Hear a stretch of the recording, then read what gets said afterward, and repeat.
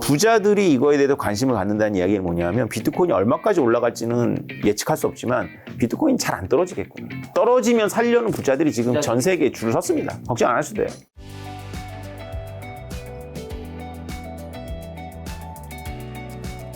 자, 그럼 앞으로 가상화폐 시장에 뭐 악영향이나 뭐 악재 같은 건 없는지랑 그 반감기 그런 거 외에도 가격이 좀 폭락할 가능성은 뭐 어떤 것들이 있을까요?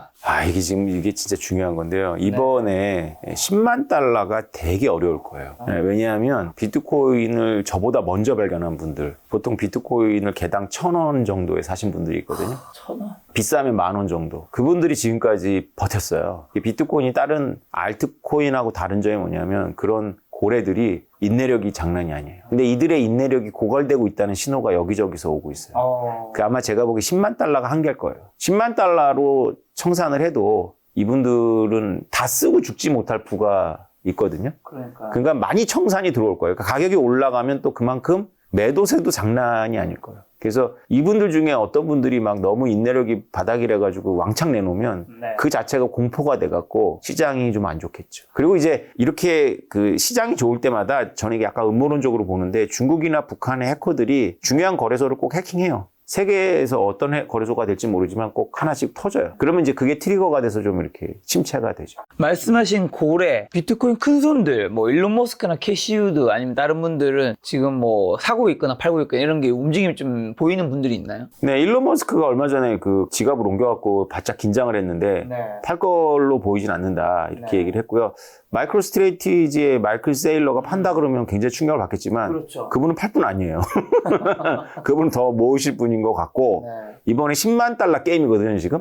10만 달러 게임에서 일론 머스크가 일부 팔 수 있겠죠. 왜냐면 사업을 하시는 분들은 여기 돈 해다고 저기다 메꿔야 되고 뭐 하니까. 그래서 조심해서 해야 돼요. 지금 개미 투자자들이 만약에 비트코인에 전혀 관심이 없다가 이거를 보시거나 요새 트럼프 때문에 비트코인 오르는 거 보고 관심을 가질 때는 각오를 좀 하셔야 돼요. 그러니까 작년이 제일 좋았고요. 비트코인 투자할 때.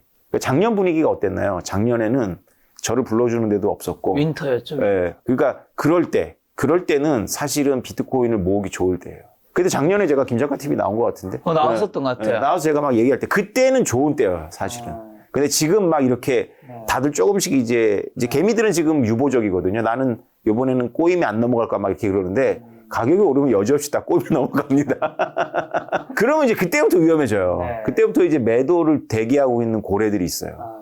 자, 그리고 트럼프 시대가 2025년 시작하는 것도 있지만 9월부터 금리 인하 시작했잖아요. 금리 인하가 한번 시작하면 뭐 다시 올리고 내리고 뭐 동결하고 이러지 않고 보통 내리면서 동결을 좀 하거나 내리거나 지금 방향은 내리는 방향인데 요게 금리 인하가 또 코인에 긍정적이지 않나요? 그렇죠. 아무래도 달러가 약세가 되면 코인에는 좋습니다. 비트코인에는. 비트코인하고 금은 그 달러에 대해서 반대로 가요. 그래서 근데 그거는 지금 비트코인의 큰 흐름에서 어떤 그런 방아쇠가 될 수는 있어도 그게 대세를 결정하는 건 아니고요. 비트코인의 지금 대세는 반감기하고 트럼프예요. 자, 그리고 트럼프가 중국을 견제하면서 이제 비트코인 관련된 코멘트도 했었는데 그럼 중국은 비트코인에 대한 생각을 좀 앞으로 좀 바꿀 수도 있는지 어떻게 보세요? 중국은 고민이 많을 거예요. 왜냐하면 중국은 비트코인의 원래 아성이었어요. 그러니까 2017년도 1월 통계에 의하면 비트코인을 거래하는 전 세계 거래소에서 뭐 엔화로도 사고 달러로도 사고 위안화로 사고 유로도 사잖아요. 근데 위안화 비중이 99%였어요. 이 차트를 보고 미국의 관료들이 안심을 하면서 잠깐 눈이 가린 거예요. 그러니까 그들이 왜 비트코인에서 늦게 움직였냐면 비트코인은 중국 현상이라고 생각했어요. 근데 2017년도에 중국이 너무 불이 거세니까 그 거래소를 아예 금지해버려요. 중국의 정책도 되게 극단적이에요. 2021년도 또 불장에서는 중국이 채굴 금지해버렸어요. 이번에 불장이 와서 또 중국이 뜨거워지면 중국 뭔가 액션을 해야 돼요. 그러면 제 생각에는 아마 소유 금지로 갈 거예요. 그러니까 중국은 사실 미국하고 이 가상자산을 가지고 경쟁했다는 생각보다는 자기네 나라 국민들이 자기네 위안화라든가 자기네 나라가 통제할 수 있는 자산이 아니라 중앙정부가 통제할 수 없는 이런 비트코인 같은 자산을 갖는 것 자체에 대해서 되게 경각심이 있어요. 왜냐하면 지금 중국은 그렇지 않아도 부자들이 한 달에 500억 달러 이상씩 외국으로 빼돌려요. 그걸 다 막아놨거든요. 막아놨는데 어떻게든 방법을 찾아가지고 빼돌려요. 근데 비트코인은 진짜 빼돌리기 쉽거든요. 아마 중국 고민이 많을 거예요. 그 대신 홍콩은 또 달라요. 홍콩은 ETF도 빨리 승인했고 그러니까요. 홍콩을 통해서는 하라. 홍콩을 통해서는 약간 그런 개념이 있는 것 같아요. 뉴욕의 금융 주도권을 뺏기면 안 된다. 홍콩이 갖고 와야 된다. 뭐 이런 개념이 있어요. 근데 중국 본토는 그게 아니라 이 통제에 대한 그 개념이 훨씬 더 강한 것 같아요. 자, 미국에서 이제 트럼프가 이제 집권을 하게 되면 비트코인 관련돼서 어쨌든 긍정적인 정책들이 나올 것 같은데, 그다음 한국도 거기에 좀 영향을 받을 것 같은데, 한국은 비트코인 현물 ETF 허용 가능성이 있는지랑 우리나라에 좀 필요한 가상화폐 관련 정책이 있다면, 한국은 어쨌든 미국에 굉장히 큰 영향을 받는 국가니까요. 우리나라는 제일 먼저 해야 될 게 있어요. 그게 뭐냐면 뭐요? 법인이 코빗이나 업비트나 빗썸에서 비트코인을 거래하고 할 수 있도록 해줘야 돼. 지금 그게 법으로 안 돼 있는 게 아니라 거래소들의 팔을 비틀어갖고 법인이 아예 계좌를 못 만들어요. 그러니까 법인이 비트코인을 못 갖는 건 아니에요. 한국도. 가질 수는 있는데 그걸 못하게 한 거고, 갔더라도 이제 회계 장부에 제대로 올려야 돼요. 그러니까 금융자산으로 올리게 되면 시가평가가 가능하거든요. 근데 지금은 무형자산으로 올려야 돼요. 그 원가주에 가지고 올리고 이렇게 24시간 거래가 되는데도 가격이 올라가면 반영을 못 해요. 그 대신 가격이 떨어지면 보수주의에 입각해갖고 반영을 해요. 그러니까 이 사회가 너무 짐이 큰 거예요. 이걸 사기도 어렵게 만들어 놓고. 그래서 이거 먼저 이제 해결을 해줘야 그 좀 제도가 발전하고 기업들이 신호를 받겠죠. 아, 이제 가상자산은 하나의 대세다. 미국도 그렇고. 그러면 우리도 뭔가를 여기에 대해서 대비해서 하자. 그럼 그 중에서는 좀 이렇게 실패하는 것도 나오겠지만, 그렇죠. 그 중에 어떤 게 성공해서 우리도 그 트랙을 타고 가는 건데, 지금 그냥 다 눌러놓는 입장이거든요. 사회 여론도 그렇고. 이거는 멀리 해야 돼. 맞아. 뭐 이런 분위기니까 너무 뒤쳐져 있어요, 이 분야는.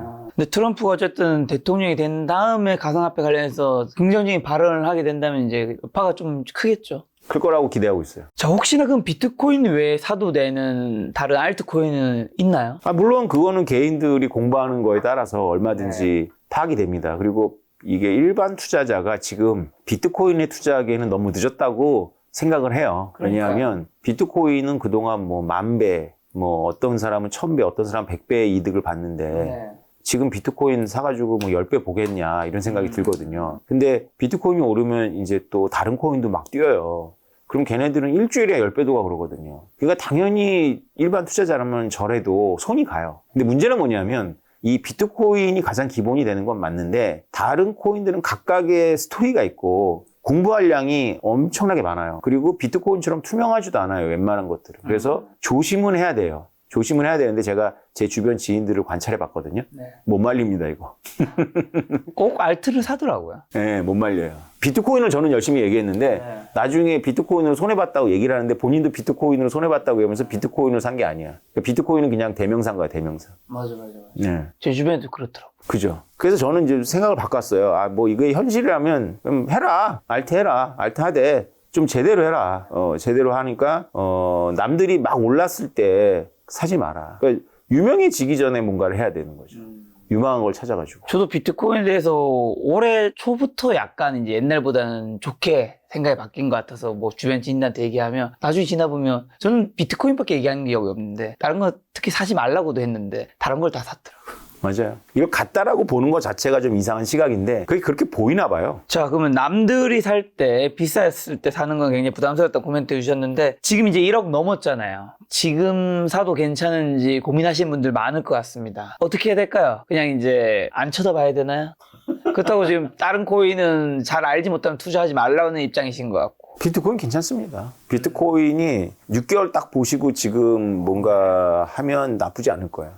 지금은 시간이 많이 남진 않았어요. 왜냐하면 올해라는 시간이 지나갔고 제일 좋았던 건 작년이었거든요. 작년에 사서 지금까지 있었다면 한 2-3배 이상 했을 텐데 지금부터는 2-3배 보는 게임은 아니고요. 그 대신 시간이 짧잖아요. 그래서 본인이 뭐 한 50%만 이익이 나면 나가겠다라는 그런 이 세계에서는 되게 소박한 목표죠. 라고 하면 비트코인이 아직도 그나마 가장 비트코인은 다른 알트들처럼 막 90%가 날아가고 이러진 않아요. 떨어져 봐야 반토막 나는 거죠. 근데 우리가 막 짧은 시간 안에 50% 거의 100%를 보면서 내가 50%의 마이너스의 그 리스크를 지지 않겠다라는 건 약간 좀 이상한 심보거든요. 그걸 감안해야 돼요. 근데 너무 제가 보수적으로 말한 거고요. 비트코인은 요새 최근 몇 년 동안 50%로 폭락하기는 되게 어렵더라고요. 조정을 받으면 20-30%. 근데 20-30%만 내려가도 막 시장에 거의 발작적인 증상이 오고 그래요. 되게 두려워하더라고요. 워낙에 가격이 등치가 크다 보니까. 이게 1,000만 원짜리가 500만 원 갈 때 느낌하고 1억짜리가 5천만 원 갈 때 느낌이 완전 다른 거예요. 다르죠. 그리고 요즘 제가 느껴지는 게 얼마 전에 이제 대표님 채널에 이제 스노우폭스 김승호 회장님이 출연하셨었잖아요. 그러니까 저도 주변에 이제 느껴지는 게 기존에 이제 코인을 투자하지 않는 근데 부자이신 분들 뭐 몇천억대 이 자산가이신 분들이 옛날부터 관심이 없던 분들인데 23년 말인가? 올해 초부터 뭔가 코인에 대해서 관심을 가지는 멘트를 저한테 몇 번 하는 경우를 좀 많이 들었었거든요. 예를 들면 뭐 대표님이나 다른 코인 관련된 전문가를 한번 만날 수 없냐 이런 얘기도 하시는 분들이 생겼고 이런 현상 좀 느끼셨죠? 아니, 저야 많이 느끼죠. 요거는 왜 그렇게 바뀌는 분위기가 생겼을까요? 이거는 진짜 제가 드릴 말씀이 많은데 짧게만 말씀드리면 제가 2014년도부터 부자들을 만나서 설득을 했어요. 근데 그 당시에는 설득이 전혀 안 됐고요. 안 되겠죠. 보통 돈이 많으신 분들 나이도 많으세요. 그래서 그런 분들 설득하면 그 자식들이 와갖고 말리고 막 저를 사기꾼 취급하고 그랬었어요. 근데 최근에는 작년 말부터 벌어진 현상인데 그 김승호 회장님 같은 분들은 유명하신 슈퍼리치지만 그 레벨은 아니더라도 조금 우리가 보기에 뭐 강남에 건물 하나 정도 있는 뭐 이런 몇백억 정도 있는 그렇죠. 이런 분들이 저하고 식사 한번 하자는 콜을 제가 계속 받고 있어요. 근데 이런 분들하고 제가 식사하면은 제가 스케줄이 전혀 안 나와서 방침을 정했죠. 안 먹는다. 그래도 이제 너무 중요한 분들, 중요한 사람을 통해서 오면 제가 만나 뵙거나 이제 대화를 해보는데 보통 투자적 목적이 아니세요. 이분들은. 다른 목적이에요. 다른 목적. 파킹인가요? 다른 목적. 아, 자녀에게. 다른 목적. 그러니까 그렇죠. 그러니까 제가 말씀드리면 약간 문제가 될 수 있는데 그러니까 사실은 이게 약간 그런 게 있어요. 그러니까 부동산하고 비트코인은 바로 대척점이거든요. 네. 부동산은 딱 그 지역에 묶여 있잖아요. 그렇죠. 예. 그리고 뭐 세금이라는 부분에 있어서 국세청이 얼마나 좋아요, 이 자산을. 그냥 완전히 가두리잖아요. 다 근데, 잡히죠. 그렇죠. 근데 비트코인은 그렇지 않거든요. 아주 영역이 있고. 그러니까 이거에 대해서 이제 눈을 막 뜨는 거예요, 사람들이. 예. 그런 목적이 있는데 아무튼 그게 의미하는 바는 뭐냐면 우리한테 의미하는 바가 있어요. 부자들이 이거에 대해서 관심을 갖는다는 이야기는 뭐냐면 비트코인이 얼마까지 올라갈지는 예측할 수 없지만 비트코인 잘 안 떨어지겠구나. 떨어지면 살려는 부자들이 지금 전 세계에 줄을 섰습니다. 걱정 안 하셔도 돼요. 비트코인으로 돈을 벌면 지금은 세금을 안 내죠. 그게 연기될 거로 보이는데 원래는 올해 말까지였어요. 그것도 2년 연기돼가지고 올해 말이었는데 내년부터 세금 내는 건데 그것도 연기된다는 쪽이 정부는 지금 과세 준비가 안 되는 걸로 보여요. 데이터베이스 다 연결해야 되고 과세라는 게 꼭 그 과세를 다 많이 해서 좋은 것만이 아니라 형평성을 안 맞추면 엄청난 소송이 또 들어오거든요. 그래서 그런 걸 다 고려해서 좀 더 시간을 갖겠다라는 게 정부 입장인 것 같아요. 자, 이 영상 보시고 또 트럼프 이제 대통령 당선된 거 보시면서 비트코인에 대해서 이제 또 생각이 조금씩 바뀌신 분도 있을 텐데 그런 분들에게 비트코인 투자할 때 대표님만의 투자 원칙 하나만 좀 공유해 주신다면요? 저야 너무 예외적인 거고요. 네. 너무 싸게 옛날에 운 좋게 발견해서 저야 그냥 무작정 기다리자라는 것밖에는 없죠. 전략이라는 게. 그 발견하실 때 얼마 하셨나요? 50만 원, 70만 원 했습니다. 제가 오태민 대표님의 책을 2020년 전에 서점에서 한번 발견한 적이 있거든요. 정확하게 연도는 기억 안 나는데 하여튼 봤어요. 요즘 뭐 이런 게 있네, 책이.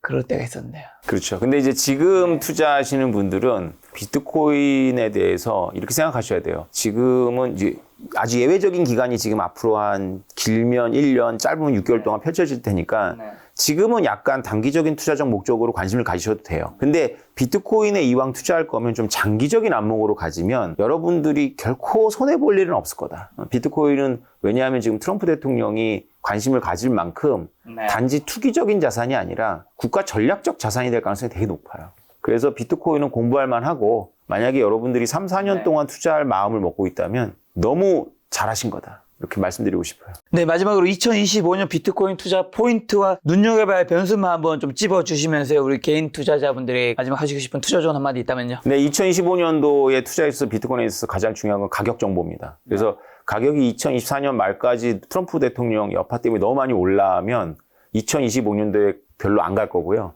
2024년도에 좀 지금처럼 기대 이하로 눌려 있다면 2025년도에 터질 거예요. 중요한 시즌은 여름. 그리고 아까 전에 가격 말씀해 주신 거는 2.5배 정도가 최대치이지 않을까. 그 이후에는 크게 또 조정을 받을 수 있다. 하지만 그 조정이라는 게 앞으로 뭐 비트코인이 끝났다는 의미는 또 아닌 거고. 아니죠. 또 그 다음 또 반감기를 향해 나아가는. 그렇죠. 알겠습니다. 다음번에 또 비트코인 관련해서 이제 이슈가 생기면 대표님 모시고 좋은 이야기 한번 들어보도록 하겠습니다. 오늘 만난 교수님은 오태민 대표님이었습니다. 지금까지 여러분 소중한 시간 함께 해주셔서 정말 감사합니다. 오늘도 김 작가였습니다. 고생 많으셨습니다. 감사합니다.